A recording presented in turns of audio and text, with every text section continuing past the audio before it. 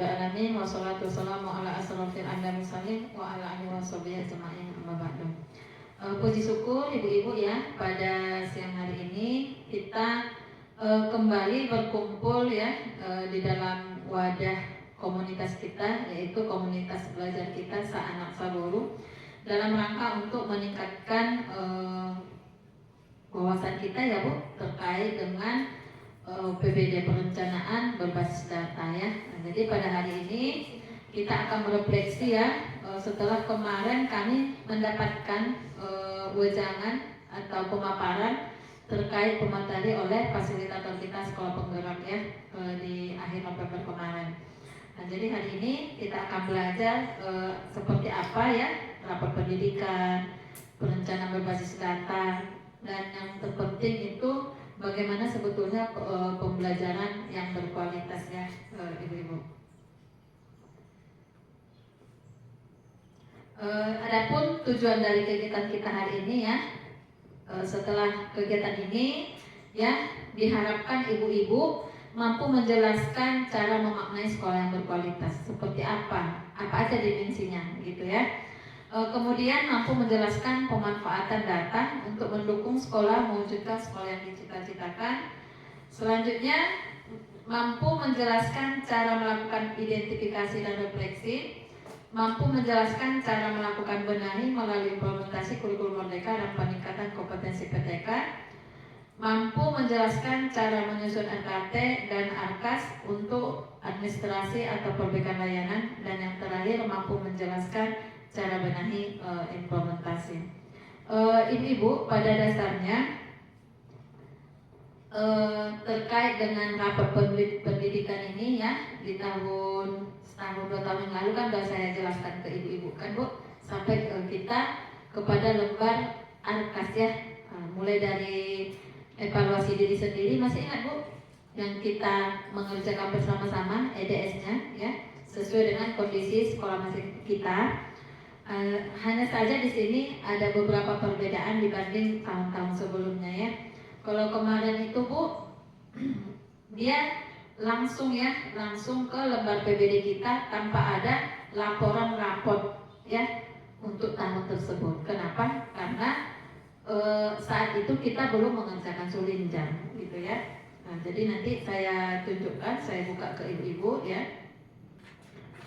Namun untuk tahun ini sudah terlihat di sana Bu raport pendidikan kita, laporannya mana yang tinggi, mana yang rendah, mana yang sedang ya. Nah, jadi bisa kita lihat nanti apa saja. Ini sengaja saya keluarkan tadi supaya ibu-ibu nanti bisa masuknya ya dari mana aja gitu. Baik, kita lanjutkan ya. Untuk materi kita yaitu terkait dengan peningkatan kualitas pelayanan pendidikan ya. Bagaimana kita bisa menciptakan bahwa sekolah itu adalah sekolah yang kita cita-citakan bersama ya ibu-ibu, seperti apa gitu ya. Yaitu sekolah yang memang berkualitas ya ibu-ibu. Bagaimana sekolah yang berkualitas itu ya?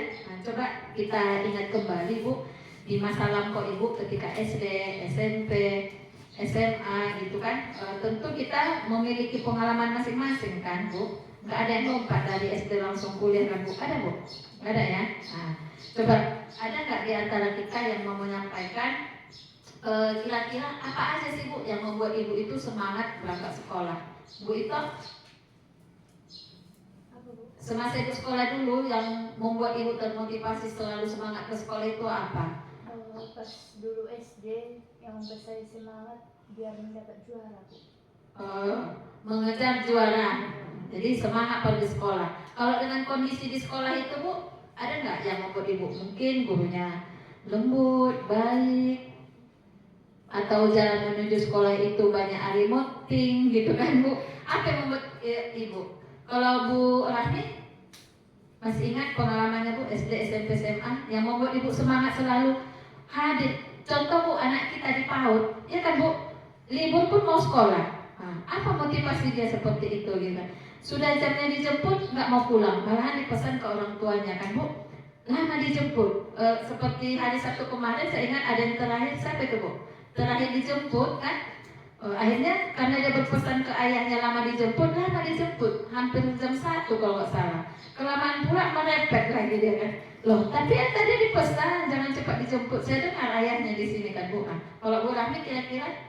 Kalau waktu saya kemarin waktu SD Bu, makanya semangat sekolah karena guru wali kelas saya kemarin itu lebih menyenangkan gitu Bu. Jadi Lebih perhatian ya, perhatian, menyenangkan ya. Yang lain ada Bu? Kalau Bu Eni? Ingat waktu di MTSN Bu, ada pelajaran keterampilan, waktu tahun kami itu dibuka ruangan untuk menjahit. Jadi dengan itu setelah itu saya semangat sekali, apalagi pas pelajaran itu seperti itu Bu, ada ruangan menjahit. Yang lain lagi, perpustakaan kami cukup nyaman waktu itu. Jadi SMA? SMP Bu. SMP? Di MTSN ya. Perpustakaan itu cukup nyaman dan guru kami juga sering membawa kami ke situ. Salah satu motivasi mengapa semangat sekolah yaitu Bu. Ya, jadi ada motivasi kita Bu ya untuk berangkat ke sekolah. Jadi siapapun ditanya pasti ada. Nah, ketika ada motivasi, ada juga itu Bu hal-hal yang membuat kita malas gitu kan. Jangan kan anak sekolah, guru pun kadang mau gitu kan Bu, malas berangkat ke sekolah. Kenapa? Mungkin kurang dihargai, dibully, ya, dikucilkan sama teman-temannya, berkelompok-kelompok gurunya dan sebagainya gitu. Jadi anak-anak juga seperti itu. Ada nggak pengalaman yang paling buruk Bu? Seperti kemarin Mama Mursi cerita ada pengalamannya membuat dia trauma kan? Karena dia merasa dibully gitu. Kalau ibu-ibu yang waktu ibu sekolah yang membuat ibu malas ke sekolah itu apa? Bu Devi? kalau sebenarnya ceritanya udah lupa, kejadiannya maksudnya sudah lupa, tapi diceritakan sama Bu waktu TK itu pernah nggak mau sekolah lagi karena ada anak yang selalu suka mencubit. Tapi saya dulu waktu TK itu termasuk anak yang pemalu, penakut, kayak gitu-gitulah kan Bu. Jadi nggak berani cerita sama guru, di rumah pun nggak berani cerita. Jadi pas diantar ke sekolah, ya. pas diantar ke sekolah, mama lah yang nanya ke gurunya. Ternyata ada teman yang suka menjahili lagi. Ada yang jahil ya, bully. Nah, kita udah membahas itu kemarin ya Bu. Bully ataupun perundungan oleh teman sebaya ya. Nah, itu ya Bu ya. Jadi kalau saya juga ada Bu waktu saya SMA, malas sih enggak, karena kan kalau SMA mata kuliah di jam itu aja malas. Bukan hanya malas Bu, seminggu lagi mau mata pelajaran itu udah gemetaran, enggak nyenyak tidurnya. Misalnya hari ini masuk mata pelajaran itu, besok pun udah memikirkan minggu depan gitu ya. Jadi itu biasanya digelar tiap hari Bu. Jadi kita nunggu giliran tuh gitu. Dan kebetulan Bu rezeki saya dari manapun dibuat duluan, selalu satu lagi bunyi bel. Jadi kalau dibuat sudut sana kan berbeler gitu ya. Jadi pas giliran saya nanti bel dari sana dan dari belakang gitu ya. Tapi luar biasa Bu takutnya saya karena saya merasa saya nggak dipahami gitu. Karena latar belakang di dalam kelas itu berbeda-beda. Teman saya yang dari sanawiyah udah paham lah kan Bu, fi'il, apalagi Bu, isim semua lah. Saya apapun nggak tahu, apalagi untuk merubah-rubahnya gitu kan, anak antura gitu-gitu kan Bu. Jadi ditambah pola mengajar gurunya itu memang menakutkan. Kalau kita nggak bisa jawab, mau menjatuhkan, malu gitu ya Bu ya. Nah, itu trauma sekali. Seharusnya kalau dengan pendekatan yang tepat, anak yang tidak tahu sama sekali bisa cinta gitu. Akhirnya sampai sekarang sangat cintanya saya sebetulnya, tapi sangat pengen gitu ya, sampai udah dewasa gini mau les juga belajar bahasa Arab gitu kan. Tapi karena pola ngajar gurunya apapun nggak saya dapatkan, mulai kelas 1 sampai kelas 3 gitu ya. Jadi kalau bisa Bu, kita berusaha bagaimana kita menjadi guru yang dirindukan ya, bukan yang dia apa Bu yang ditakuti gitu ya. Nah, jadi ibu-ibu, kita sudah mengingat kembali ya apa yang membuat kita bersemangat ke sekolah, apa yang membuat kita bersemangat ke sekolah itu bagian dari salah satu refleksi ya. Jadi sebaiknya ibu guru juga hati-hati Bu kalau anak-anak itu jujur gitu ya. ada nggak ada cerita ke mamanya dan sebagainya gitu ya. Jadi dari cerita kita tadi ya, jadi secara umum itu berhubungan Bu. Cara layanan pendidikan ini kan Bu, cara mengajar gurunya ya. Gimana cara mengajar gurunya? Berpusat ke anak enggak? Menghargai anak enggak? Nah, jadi menghargai sesama itu sangat penting Bu. Dari agamanya, kemampuannya, ya kan Bu? Gendernya, nah itu juga perlu ya. Gurunya memberikan interaksi yang positif enggak? Suasana belajarnya gimana? Apakah dari kelas 1 sampai ibu tamat, kelas 3 hanya berbaris ke depan bangkunya? Pernah nggak kerja kelompok kan gitu ya? Terus gurunya harus tahu kebutuhan belajar. Nah itu kan yang saya alami. Gurunya tidak memetakan kebutuhan belajar muridnya. Pokoknya sesuai silabus, pacu terus gitu ya. Mana yang tahu nggak tahu nggak dievaluasi gitu ya.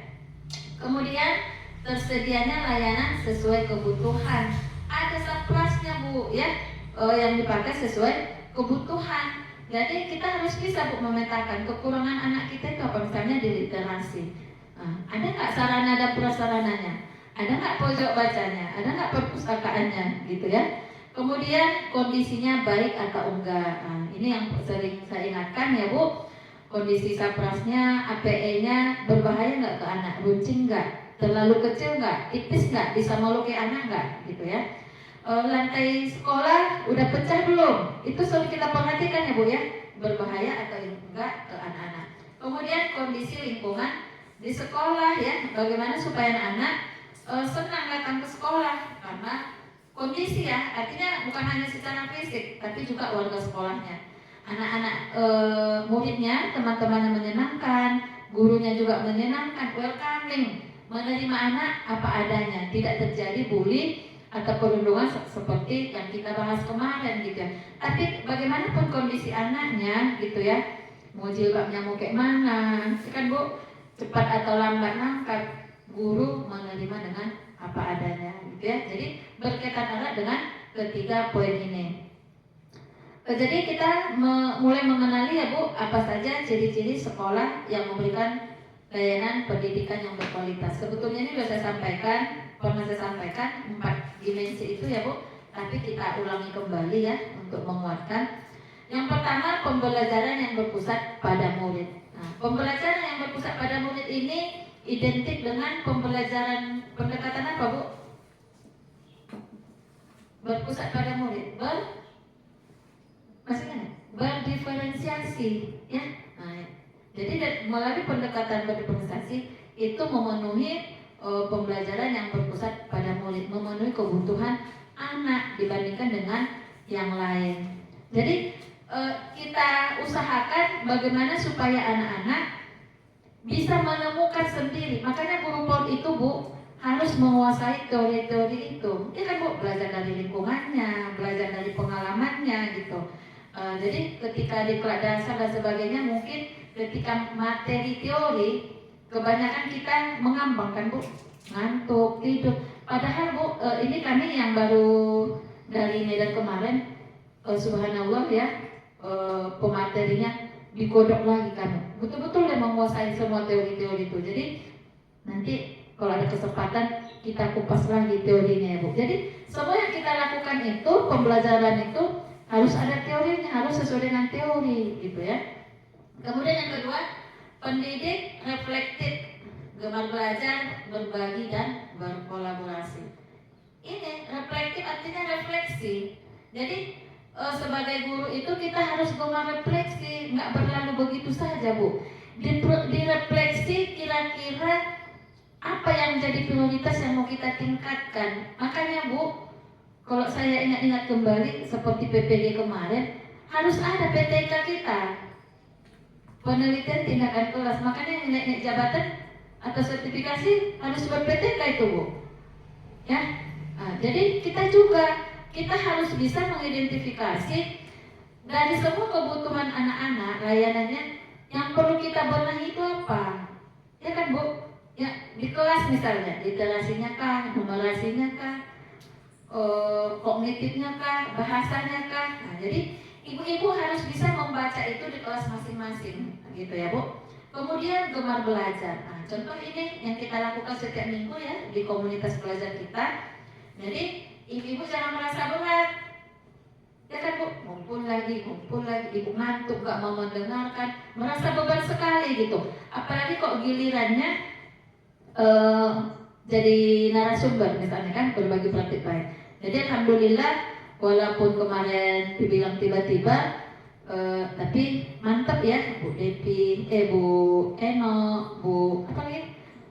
Bu Eni, Bu Epri gitu ya. Jadi harapannya Bu, kita semua sumbernya sama. Jangan mereka aja yang pintar ya. Sama, Bu Ito juga bisa. Ketika Bu Ito diminta ke depan, Bu Ito bisa. Bu Arpa, Bu Asna gitu. Jadi ibu-ibu jangan merasa minder, sama gitu ya. Kita sama-sama belajar di sini. Yang penting mau belajar. Tidak ada orang bodoh, tidak ada orang yang malas ya kan Bu. Jadi harapannya sama ya. Kemanapun ibu dicampakkan nanti ibu memang berkualitas gitu. Kemudian berbagi ya. Kalau ibu ada dapat ilmu terbaru, misalnya Bu Devi udah bisa menguasai Google Quiz kan, quizzes ya. Gak apa-apa berbagi kayak kemarin World War ya.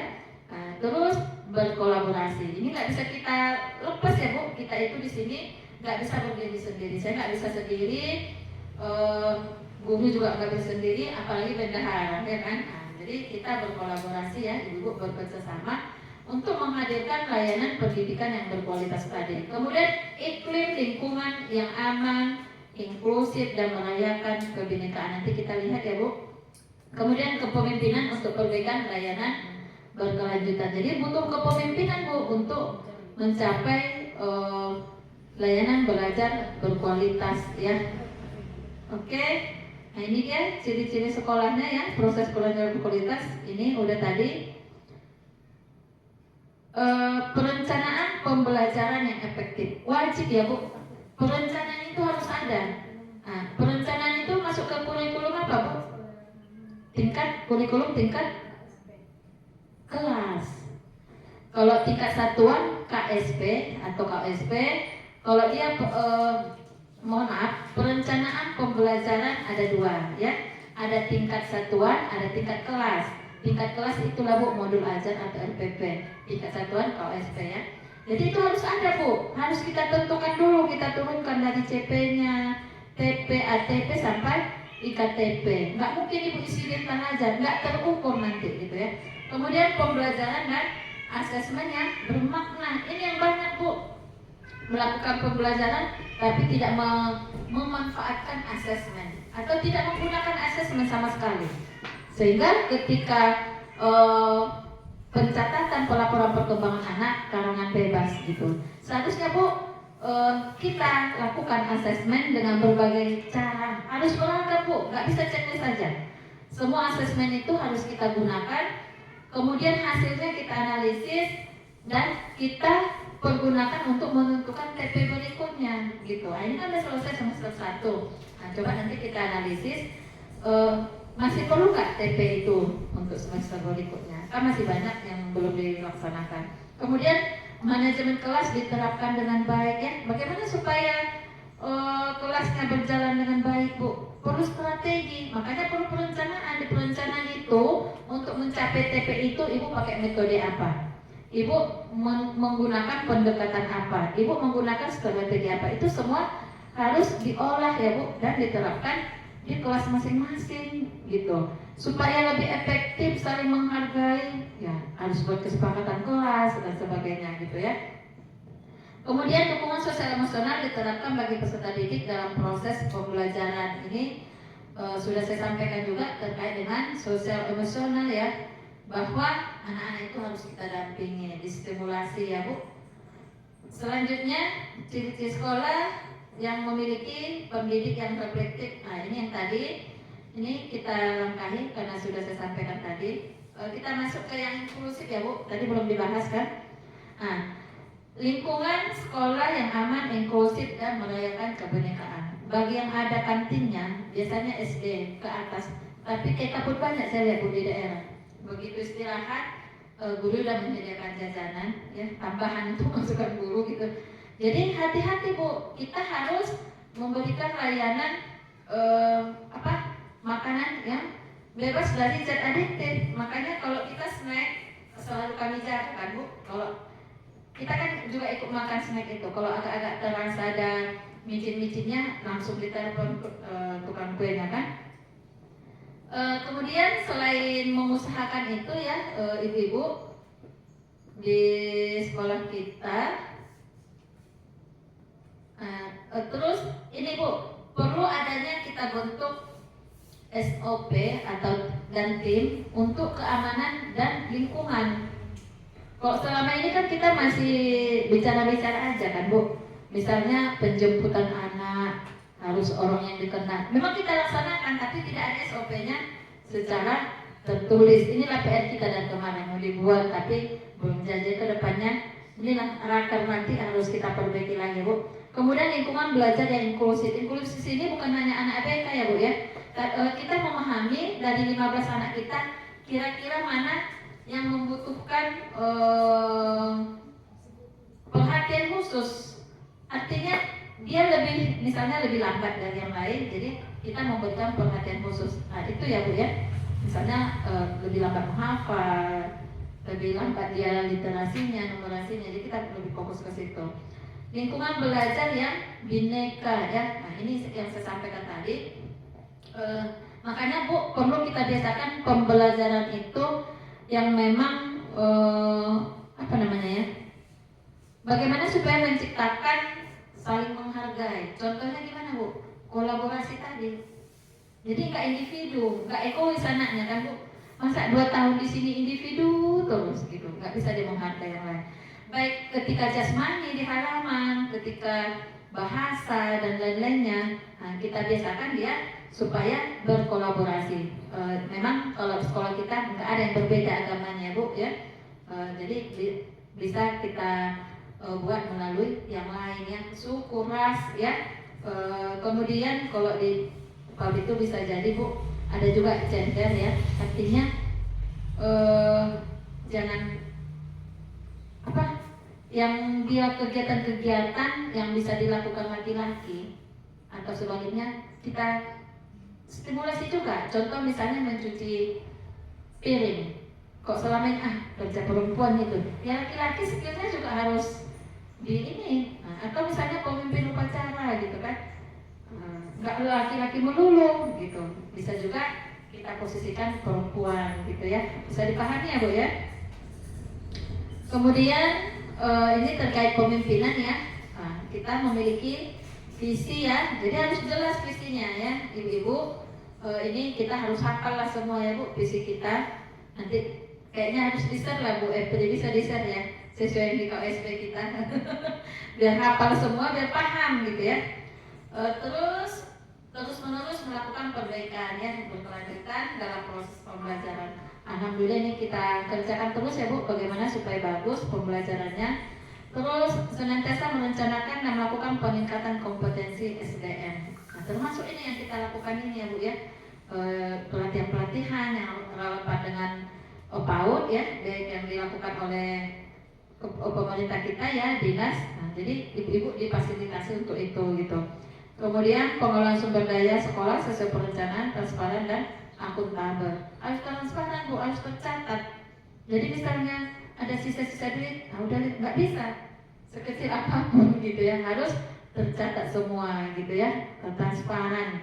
Jadi ibu-ibu jangan takut kalau ada kesalahan-kesalahan terkait keuangan, disampaikan aja, kan harus transparan gitu ya. Jadi bukan masalah seperti itu tabu kita bahas di sini gitu ya. Kita masuk ke raport ya Bu, raport pendidikan kita. Jadi sekolah berkualitas itu ya, itu harus memenuhi 4 dimensi ini Bu.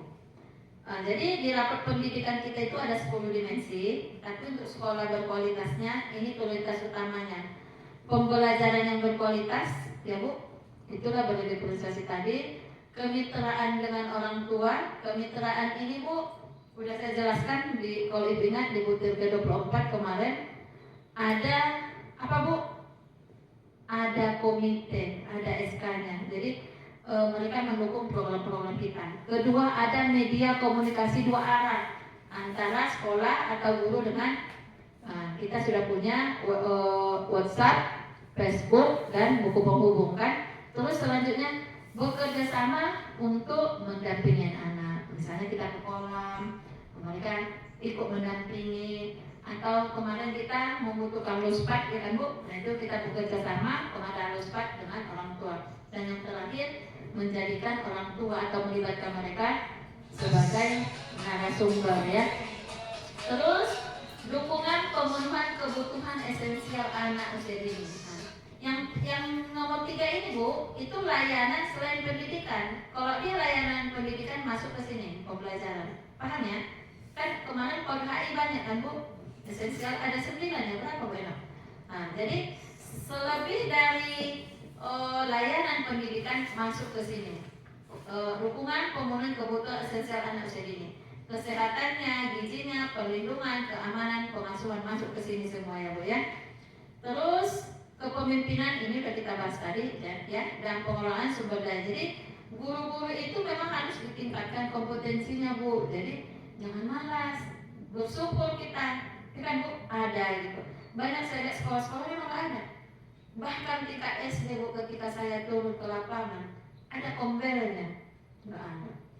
SD loh, nggak pernah rapat gitu ya, nggak pernah rapat kecuali mungkin akhir semester gitu ya.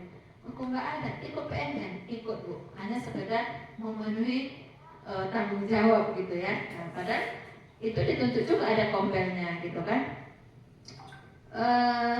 Ini kita ini aja ya Bu.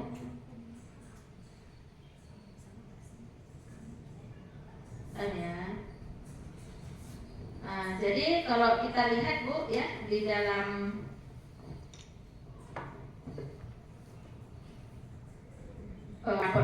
PBD itu ya, itu dimulai dari identifikasi. Nanti saya buka identifikasi, kemudian ada setelah identifikasi kita refleksi, baru kita benahi ya, benahi secara perencanaan dan implementasi dan evaluasi hasilnya secara berkala. Kita langsung masuk ya Bu ke raport kita ya. Nah ini yang sudah saya unduh.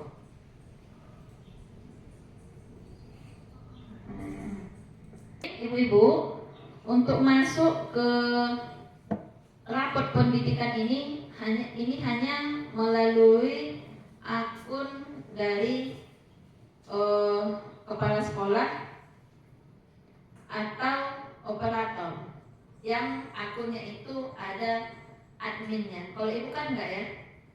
Kalau ibu guru belajar aja gitu ya. Nah, itu ya. Nah, jadi ketika kita buka situsnya seperti ini ya, kita masuk sebagai satuan pendidikan. Udah pernah saya tunjukkan dulu kan Bu. Kemudian login ya, pakai akunnya.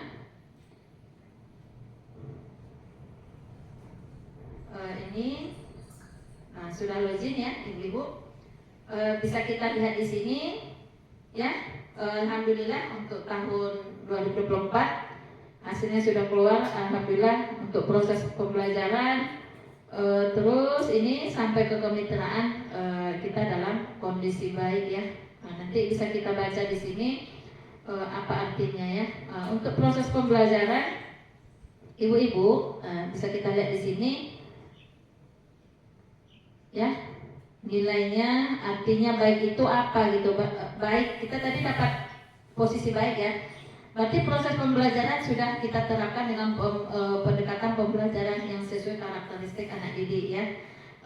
Guru-guru sudah mampu menciptakan suasana belajar yang nyaman ya, menerapkan pembelajaran yang mampu memberikan pengalaman yang menyenangkan dan bermakna, serta efektif dalam membangun kemampuan fondasi yang diperlukan pada jenjang pendidikan selanjutnya. Nilai capaiannya di tahun ini kita 82,37. Namun kalau dibandingkan dengan tahun lalu ya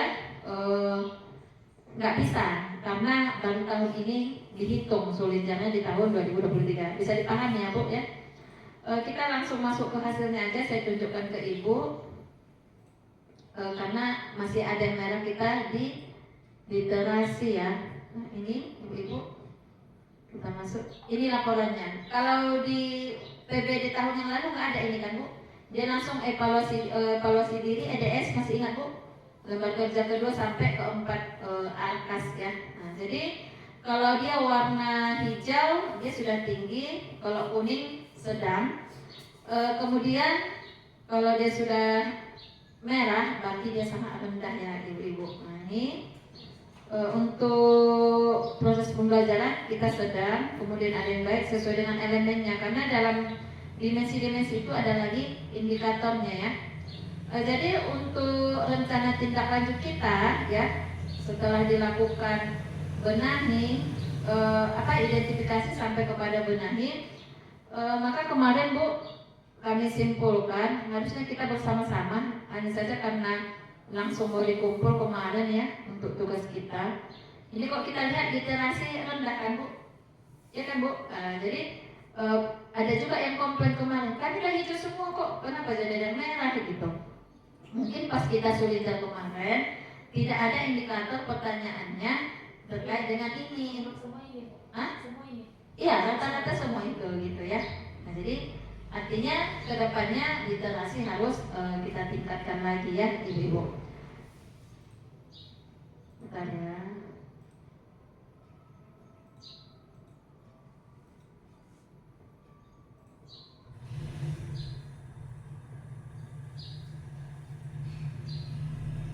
Nah ini ya Bu, kami mengambil dari yang rendah dari hasil raport pendidikan kita ya. Yang pertama mengenai, maksudnya perlu diperbaiki lagi ya, pembelajaran terdiferensiasi ya. Jadi kemampuan atau kompetensi guru terkait dengan pembelajaran terdiferensiasi harus ditingkatkan lagi. Memang udah bagus gitu kan Bu. Nah, mudah-mudahan melalui Kombel kemarin ya, forum diskusi kita bisa meningkatkan pemahaman Ibu terkait dengan pembelajaran terdiferensiasi. Kemudian kontekstual ini belum ya, kognitif sudah bisa dipahami ya Bu, yang kemarin. Terus kemampuan pemahaman mengenai hukuman fisik, pencegahan dan mitigasi. Mitigasi paham Bu? Tahu nggak apa itu mitigasi? Mitigasi itu penanganan. Nah, jadi pencegahan dan mitigasi dan penanganan perlindungannya. Ini ibu-ibu yang bisa saya sampaikan, mudah-mudahan bermanfaat ya Bu terkait dengan rapor kita ini. Bagaimana untuk menciptakan sekolah yang dirindukan atau yang dicita-citakan tadi ya, melalui pembelajaran yang berkualitas. Assalamualaikum warahmatullahi wabarakatuh.